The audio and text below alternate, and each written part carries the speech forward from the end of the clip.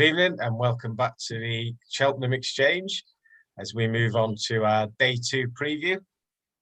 We still have Gordon Elliott with us this evening. Fortunately, he's not sodded off. Nice to see you, Gordon. Nice to see you too. Lost his accent. Guinness for authenticity. I like it. Classic. Right. Black stuff. Yeah, so move on to day 2 and kick off straight away with the Ballymore Novices Hurdle. Subject of a fair bit of conversation, obviously, with what's going on with the Supreme. So, Gordon, if you'd like to kick us off, the starters, we'd love to hear you. I'll keep it simple. So Gerhard wins. Oh. I don't think anything else that's in sort of the top 4 of the betting will run. I mean, looking at what's in there, it's Dice at Dynamo, Constitution Hill, John Bon. So, I mean, those ones aren't going to run in this as well. So, other than that, it's Ginto, and I don't think he's going to get anywhere near Sir Gerhard. So, I think he's a rock solid bet. I think I've got a very short, probably 4 to 6 maybe on the day. But, yeah, I think he's the winner. I'm glad you said that. I have a stat. Yeah. How does Sir Gerhard 7 now? Yeah, he's 7. Yeah. No 7-year-old won the Ballymore in the last 10 years.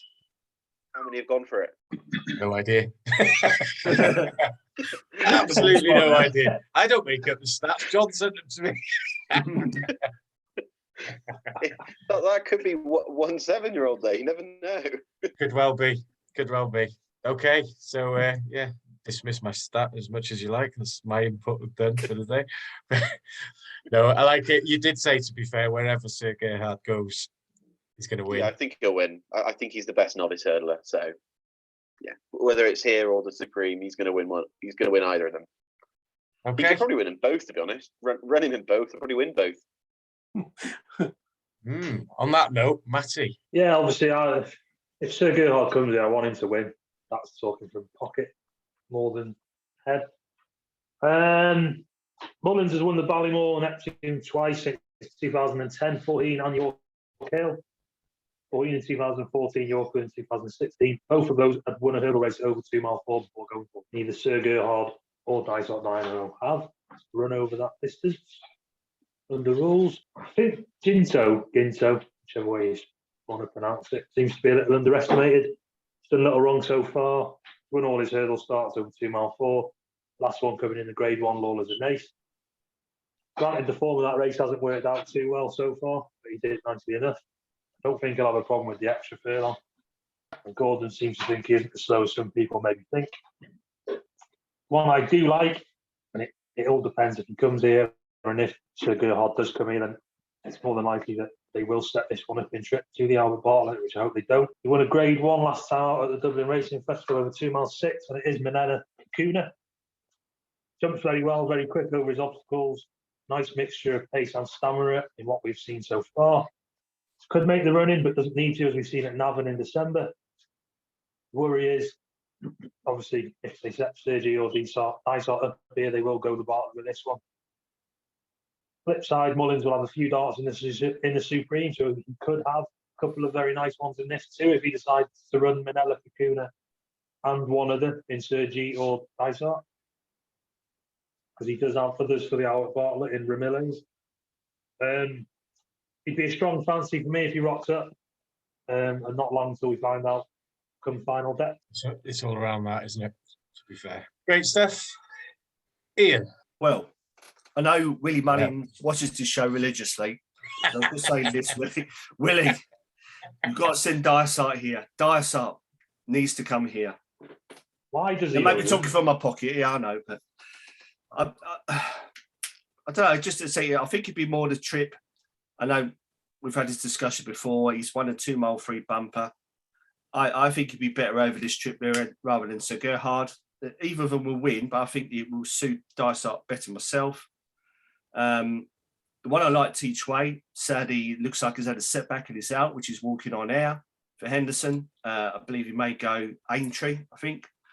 But if there is a threat to either the Mullins ones, whether it's Sir Gerhard or whether it's Dysart, I believe it's Ginto. He's the speedier of the 2 Moran horses that have faced each other recently, like with Hollow Games. He won a race at Nace in the 2nd of January. I beat Eric Bloodex by 11 lengths. Won at the Dublin Racing Festival, beat Grand Jury and Hollow Games. So he would be the threat, but if I still think Dysight's going to come here and he will win. Okay, Steph, Jonathan. Full title, eh? Yeah. My original choice was Walking on Air each way, wasn't it? But like Ian just adhered to there, that he's had a setback and will be missing from this race. So I'm a bit sort of like the lads, really. If Sir G turns up here, I think he'll win. Although I still think he'd be better suited to the 2 mile race. If Dysart turns up here, I think he'll win. I think Willie seems to be leaving it to Paul to decide who's going where, by all accounts, and whether he can settle Dysart behind other horses in this. Hopefully that'll switch him off a bit and he won't burn himself out like others mentioned earlier. So it's one of the Mullins too, to be fair for me, OJ. Ginto, I do quite like Ginto, but I just think he'll find 1 or 2 too good. He'll probably run into a place, but that's it really. I'd go for one of the Mullins pair, whoever shows. Great, Steph. And Alex, you're pretty convinced that you got Kilcret and Sir G this way around? Yeah, I mean, Kilcret's confirmed for the Supreme. But yeah, I think Sir G will definitely come in this race. Mostly because I think they probably know he would win either, whereas I think Dysart Dynamo would run a bit freer and might not win the Ballymore, but would have a better chance in the Supreme. So I don't think it's an indictment on Sir Gerhard. I think it's more of an indictment on Dysart Dynamo. Do you think if they ran Sir Gerhard here, Alex, do you think they'd just try and go from the front and dictate to a pace that suits them? Possibly, yeah. I mean, doesn't have to go from the front. Could run prominently. He ran well enough here in the bumper, didn't he? When he ran from the front with Rachel Blackmore on board. So I mean, you know, he can handle running from the front at Cheltenham. So maybe sit. It depends on if anything wants to take up the running, I guess. I mean, it could be quite a small field. Looking at what's in there. Okay, great stuff. Everybody happy? If we move on. Happy. Okay, so if we move on to the RSA, Chase won last year by Mugfish, who was a big favourite of mine, definitely. So we'll let John kick off here. Thanks, OJ. This is Mullins Bingo round 2. Big talking point, whether Galpin Deschamps goes here or to the Turners. It's becoming, I'm resigning myself that he's going to go to the Turners, despite me wanting him to come here. But obviously they know best. So looking at the betting in the last few days, it seems to have swung this way again. If Galpin did turn up here, then I'd be all over him like a rash. I think he'd put all these to bed. Of the others, Brave Man's Game, I quite like him, but I just think he's better on flat tracks after what I saw here last year. There's talk now about Long Press stepping up to this to avoid Bob in the Turners. So I haven't really had time to think about how he's going to get on in this race. I liked him for the Turners. I thought he was a reasonable backup to Bob. The one I'm going to side with, if Galpin doesn't come here, is a Hoy Senor. I think he can reverse the form with Galpin on this track and trip. I just think it'll be ideally suited to it. I think he's improving every race, and he's the one that I'll go with, a Hoy Senor. I think he's drifted out a little bit as well, so he's almost an each way price now. With a Hoy Senor, do you think the price maybe reflects the stable, or? Quite possibly. It'd probably half the price if he was a Mullins or Elliott horse. Okay, great stuff. Ian. Similar to John, I'm starting to resign the fact that I think Galpin's going to go to the Turners. So I've come down on one side. I've said it in the previous one. I like 3 under through 5. Still an each way price, about 14 to 1. Has won 4 out of his 5 races, including one at Cheltenham. And I've just had a quick flick through, and potentially 3 under through 5 could frank a lot of form here. Does he know he beat at Cheltenham? He's already beat Fantasticas, and that's 2 that we said about in day 1. And there's also, I'll go into detail in another day. There's one I like called Oscar Elite for one of the other handicaps that 300 through 5 beat as well. Just had a quick look about Brave Man's Game. I've just noticed he's only won once every 3 miles, and 300 through 5 has won all of his. I'm still not sure if with a Ahoy Senior, I still made it that he had to find about 7 or 8 lengths on Brave Man's Game. But I'm saying agree with John about the flat track. I'm still not sure if he'll suit Cheltenham, but I'm going to stick with 300 through 5. Where we go next? We're going Alex next. Quite an interesting race, really, because the top 2 in the betting are probably not going to go here. That's what I'm assuming. I'm assuming Galpin will take on Bob in the Turners. I can't have Brave Man's Game. I think he looks like the kind of typical Nichols 3-mile chaser that he's had recently. Loves flat tracks. Will probably win the King George this year, but I don't think he just doesn't look like he likes Cheltenham. I really like La Press. I thought it was really impressive on New Year's Day at Cheltenham. Won that race comfortably over in the Dipper. So I think it was just over 2.5 miles. Then ran at Sandown, won impressively again, going away at the end. I think it will really appreciate the step up into 3 miles. So that's my selection. One Press. And get on it now then. Would be get on it now before the top 2 are officially pulled out of the race. Yeah, absolutely, because there's got to be value there if absolutely if you're feeling strongly that way. I think it's another one that could be quite another small field, because there's a lot of that sort of entered in multiple races and may not go here. I mean, Wild Run Fred's in here, Statler's in here, Fury Road's in here. That's probably going to go to the National Handicap Chase as well. It could be quite a small field. And I think it's good value. Right, has anything come out? Sorry, go on. Has anything else come out about the bug at Venetia's? I know there was concerns about it, but I believe she's had some winners over the weekend, so it can't be too terrible. She had one the other day. Yeah. She's had 4 winners in the last 2 weeks from 20-something runners. So strike rate still pretty good. Okay. Great Sorry, stuff. No. I saw you ready to pounce it, so I was like, prompted you. Speaking of ready to pounce, Matty Luke. He looks happy. He looks asleep. Yeah. Are you awake, Matty? He's lost his bottle of wine. I'm away from the others. I'm quite keen. I quite like Brave Man's Game.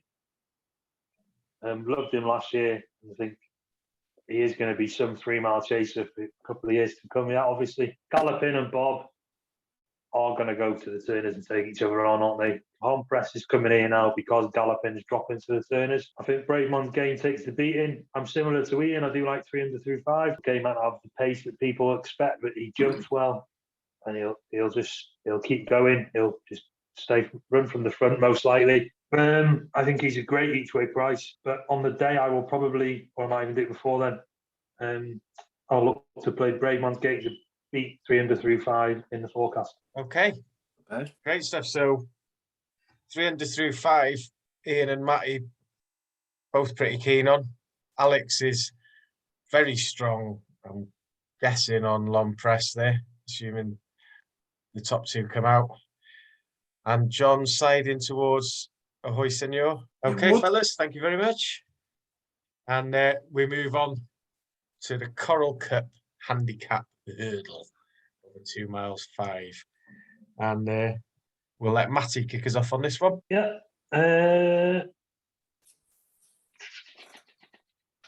All right, if you haven't got it, if you're not ready. I'm obviously, I said earlier, I'm gutted Marie's Rock's not coming here. Thought a lovely mark of 140 would have been extremely interesting. But I'm going for Dan Skelton Train's Unexpected Party. Extremely keen on him. He's entered in this on the Ballymore, but I think he'll go here off a mark of 142. Looks progressive. Finished second behind Gal Road in November at the November meeting under Bridget Andrews. It looked like he was given a schooling right around the course that day. Travelled strongly throughout. Watched it back the other day, and didn't seem to be asked for too much. Hopefully Harry will be on board in this and give him a patient ride like he did at Ascot last time. Last time out, he beat Phil's Two Dairies and Gary Claremont easily in the end after a mistake at the last. He raised £12 for that. I think he could well turn out to be a graded horse in time. And it's a win bet for me around 9-1. Great stuff. Unexpected Party. Yep. Ian. Funny you should say Unexpected Party. I've come down to say, yeah, I've had a rejig or rethink of the Coral Cup. I had Gal Road, and I looked through some of the form, and I've now found 3, and they've all got form all interlinked. So you might have to bear with me. So my original pick was Gal Road. It's got a mark of 145, 11.3.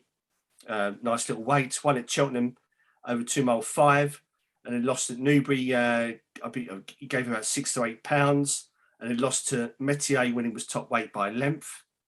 Gal Road is about 14 to 1, so still a nice little each way price.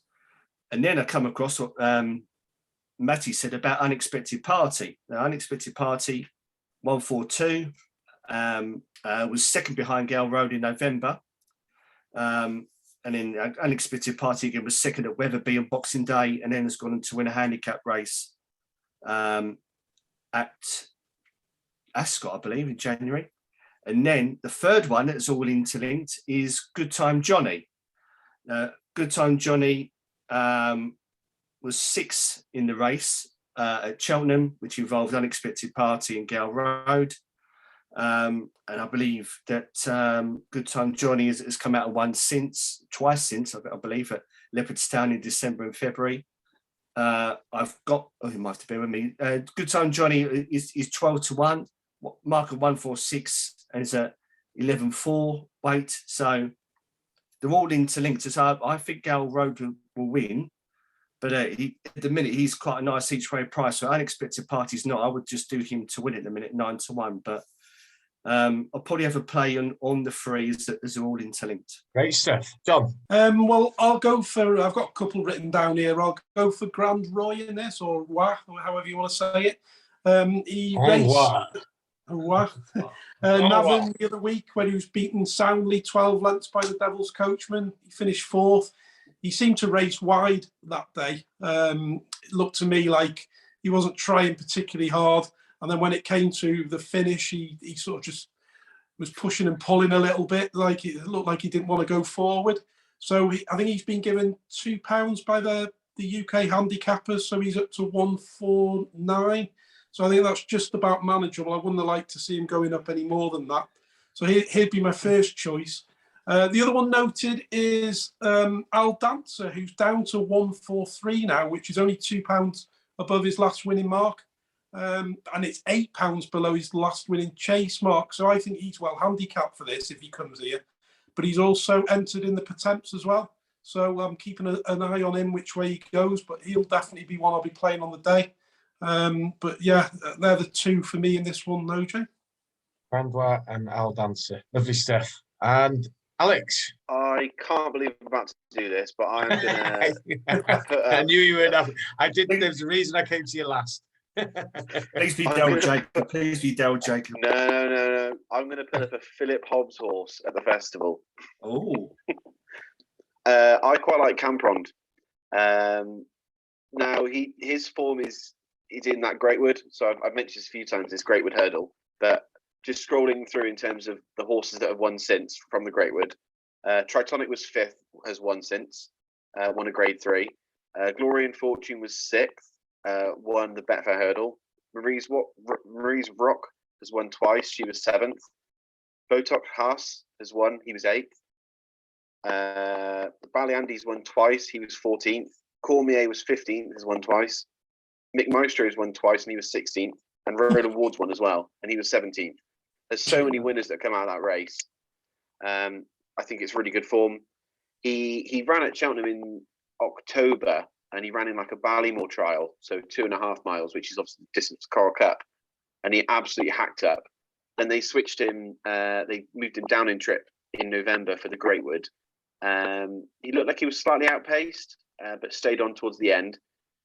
Quite interesting. It was one of those days at Cheltenham where the inside track sort of cuts up quite a lot, and everything that was running through down the inside seemed to tire quite early on.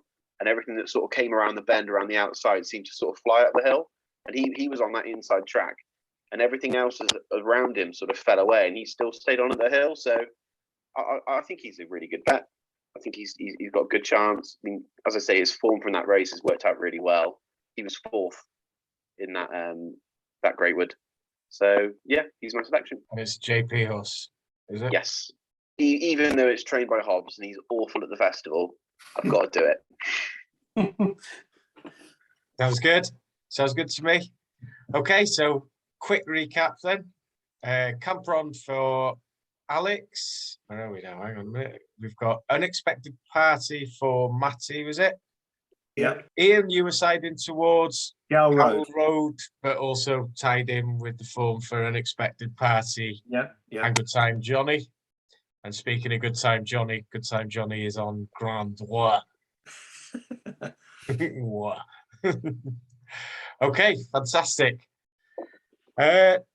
We move on to the Champion Chase, which may not take very long. And I think we've got a pretty strong favourite here who's a popular horse within the group. So, Champion Chase, we can only come to the Rain Man. Yeah, Shishkin wins to me. There was a concern, I think, a week or two back in regards to exchanges with Energamine, when it drifted out massively. It was literally a few days ago, wasn't it? Yeah, it was a stone bruise. It's since come out, I think, as trotted around the Curragh, I believe, and it's been fine. But I'm not sure if anyone, that still might concern me a little bit. See, I'm not sure how long some horses take to recover. Perhaps it could be anything, and it could be absolutely fine. But it may be a little worry. I might be picking bones, but my horse I reckon that might threaten Shishkin, especially if the ground was to get better, which it looks like it is Nubia Negra. Not bad form at Cheltenham. We'll relish the ground. I don't really fancy Check and Boursois. Bit of a jobber, if you ask me. Don't really seem to travel that well. Cheltenham and Sandown. Yeah, so I think there's not much else to say. I think Shishkin wins to me and should win comfortably. Great stuff. Alex? Yeah, Shishkin wins. This could win. There's That's fine. nothing more to add. Nothing more to add. It is fine. We keep it minimal. There's no point looking for things that aren't there. I'm guessing you boys are pretty similar. John, give us a shout. Yeah, I'm struggling to find how Energamine can beat him, to be honest with you. So I'll stick with Shishkin. Well, and what did happen the other day with all the Energamine rumours, we went, had a look through the other horses and found Put the Kettle on it. Was it 50-1? Yes, Ante-Post, yeah. Yeah, so decided to have a few quid each way on that at 50-1, which I thought was like absolutely ridiculous for the reigning champion. We Henry said that she's coming here now, so I think that's a silly price and disrespectful price, really. I hope she runs well on the day. I think she can still threaten if she's up to her best, but I think Shishkin's the winner of this one, OJ. Great stuff. Where was 50-1 on Put the Kettle on? 365. Crazy price. You would have known. Yeah. I was busy working. I had a little bit of that. I'm always busy working, mate. Always busy. Yeah, because she's about 16s or something, isn't she, generally? Yeah, a lot lower now than 50s anyway. Great, Go on then, Matty. Shishkin wins. That's it. Hopefully Nico keeps him out of trouble, gives him a clear round, mate. 2 out of 2 at the course. Got the job done last day when things didn't seem to go right. That's it. He just wins. Lovely. No point beating around the bush. No, absolutely, mate. Lovely that. Okay, we'll move on to the cross country. Cross country chase. Potential fairy tale, all that bollocks. Alex, you love this race, don't you? I do love this race. I know loads of people hate it, but it's just something a bit different, isn't it? And one of my friends, Dex, he knows the whole path all the way around the course. He knows when they're going to turn, when they're going to do this. He knows the circuit like the back of his hand. So yeah, we love it. We absolutely love this race. I think I don't think I can really back Tiger Roll at the price. I think he's obviously the class horse in the race. Never seen Delta work over the cross-country banks, so not interested in backing him. Praying Card, obviously been bought with a high reputation from France, but he's run once over here and he was awful, wasn't he? It was at Nace, so couldn't back that. I think I'm probably going to take a chance on Easy's Land. I know he bombed out in his 2 races at Ascot and then Sandown, but I mean, he was second in it last year. He won it the year before. He's 10-1. Even if he finishes top 3 in places, you still get your money back and more. He's got the class to do it. It's just whether John O'Neill can get it back to what he was. The big positive though is he's no longer ridden by that jockey that throws his hands up in the air whenever he goes over a fence. I think his name is Plognet or something. Pluganu. Pluganu. Awful. So yeah, proper jockey on him. I think he'll come right for the race. Easy's Land for Alex then. Great stuff. Matty. Tiger Roll, mate. I've got no bet in the race. Tiger Roll, if he gets good to soft ground, take the beating here. Hope it wins, and then he enjoys retirement. One that I have noticed further down the list, just looking at the market then, is Alfred Desobo. If he turns up and remains anywhere near 50-1 with any extra places on offer, I'd be tempted to back him after he finished 4th in it last year. That's it. Okay. Johnny? Yeah, my original choice, Balco de Flo, got injured, so that went through the out the window a few weeks ago. It just doesn't look a very good renewal, to be perfectly honest with you. Obviously Tiger's got the form in the book here. He looks like he's going to win it again. Prengard, I'm not even sure if he's finished that race at Nace yet. He was that far behind. Like, terrible. I just couldn't have him based on that. He just didn't show anything, and I know it's like, almost half the distance like of this race, but didn't show anything at all. Maybe Alex has got a good shout with Easy Land based on past glories here. He might be a decent each way shout on the day, but I just can't see anything beating Tiger Roll. Okay, Tiger Roll for you. With all due respect, and I'm certainly no racing expert, but when you say it's a poor renewal, I was just having a quick look at the bet, and the fact that Dawson City is in there it's not Exeter, is it? Ian? Well, my heart is telling me Tiger Roll, so that the old softy in me, for it to win and maybe retire after on a high and his illustrious career at Cheltenham. But I've come down on one called Diesel Delalier at 12-1. Was third. You've what? Sorry, Diesel Delalier. Oh, you couldn't down on. Yeah. Was third in November at Cheltenham, and then won in December. Now, agree with what Johnny was saying about Prengard. I think it's been. You probably have to start now for it to win the cross country. Delta Work is an interesting one. Never gone over the cross country course before, and it's still about 5-6-1. I think that's a strange one on me. And there's another one called Midnight Maestro, which is a shorter price, but Diesel Delalier beat it by 60 lengths when it won in December. So how that's shorten the price, I don't know. But I think there's a discrepancy. I think 12-1, I think is a nice price. I'll take Diesel Delalier each way. I might have on the day little heartfelt bet on Tiger Roll. Okay, great stuff. So Diesel Delalier for Ian. Yeah. Easy's Land for Alex. And Fairy Tale Tiger Roll for Matty and John. Yeah, I'll look at Alfred Desobo each way. I've just had a quick look then.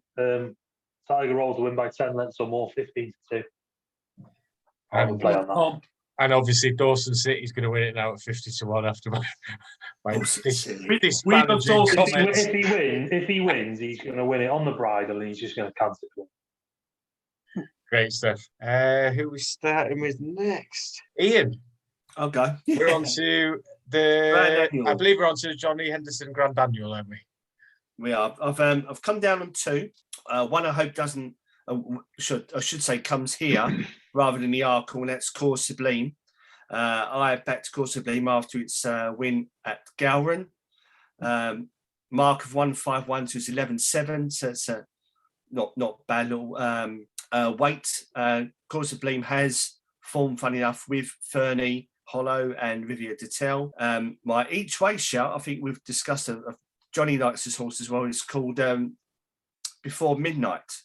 Before Midnight has a mark of 148, about 11.4. Before Midnight has one at Cheltenham in October, and Ascot in November. Then bumped into Shishkin, 4 horses at Kempton over Christmas. And since then, was beaten a length by a horse, excuse my pronunciations, Funnable Sivola, pronounce it, who's has had a great run of form in Doncaster in January. So there'll be the 2. So I think Course of Blame, hopefully Rachel will do the business Before Midnight each way. Great stuff. Okay, on that note then, Johnny, give us your thoughts. Yeah, Ian's stolen me notes on that one again, hasn't he? Sorry. Before Midnight. He literally said everything that I was going to say. The form that he's got, it looks pretty good to me. 20 lengths behind Shishkin, a length behind Funnable Sivola, which is rock solid form. Doesn't he fit in most of the stats, Matty and Ian, I think, doesn't he? Yeah, He does, yeah, meets all the trends. Yeah. Why are you not asking me about stats, John?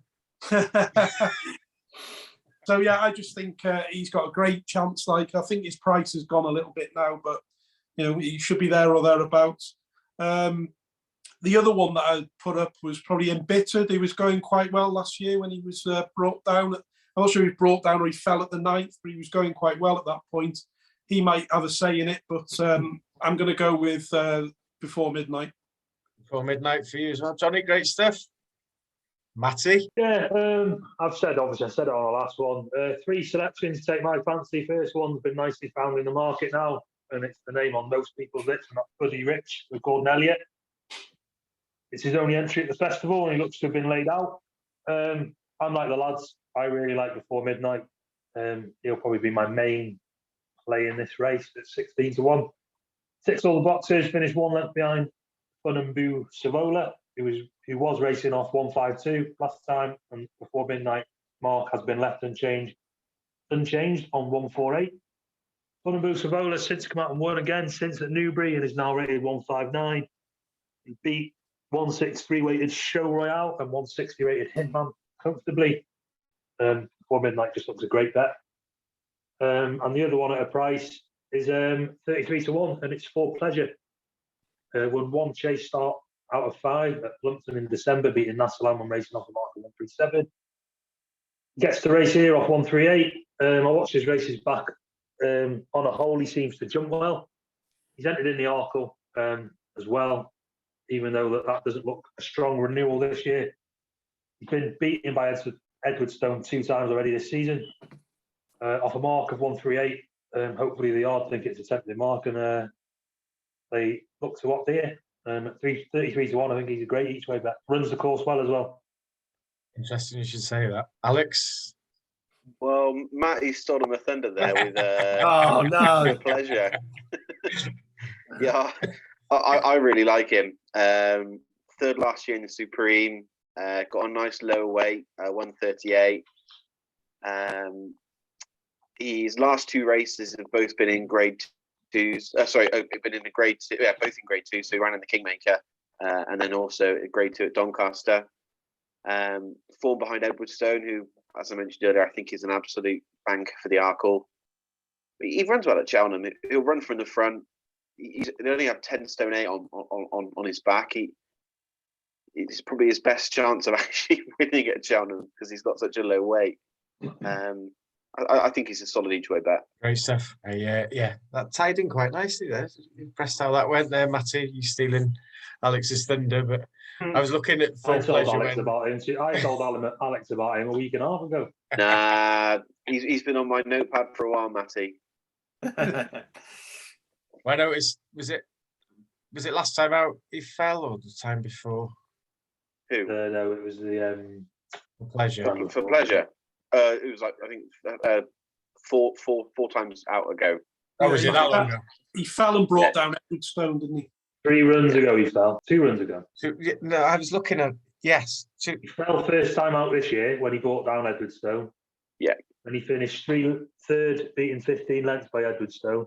Then he beat Nassalam by 37 lengths. Then he fell behind 3rd time lucky. 3rd time lucky, that was the one. And that do your job. Then he was beaten and then he was beaten 20 lengths by Edwardstone last time out. That third time lucky race, Do Your Job, which was the only other horse in the race, finished 30 lengths behind. I think that one's gone on to win since. Yeah, I mean, when he fell, I went back and watched that, and he jumped really, really well. But he was still there. Was he at the last when he fell? He was, admittedly he was looking beaten, but he ran out and he jumped really well and he tapped his fences. And that was off a mark of 137. He's only £1 higher going. I think this would be a nice little bet if they go in. If Nice price. if he took on Edwardstone in a handicap, he'd be getting £19 off him, and he's been racing him pretty much against level weight. So, yeah, I think it's a good each way bet. Great stuff.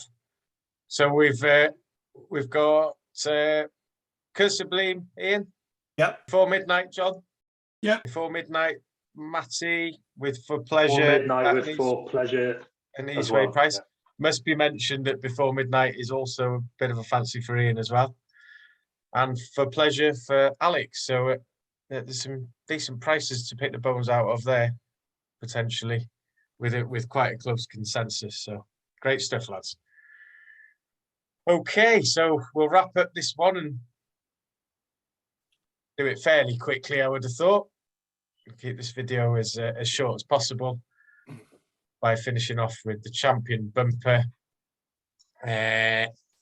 which, yeah, should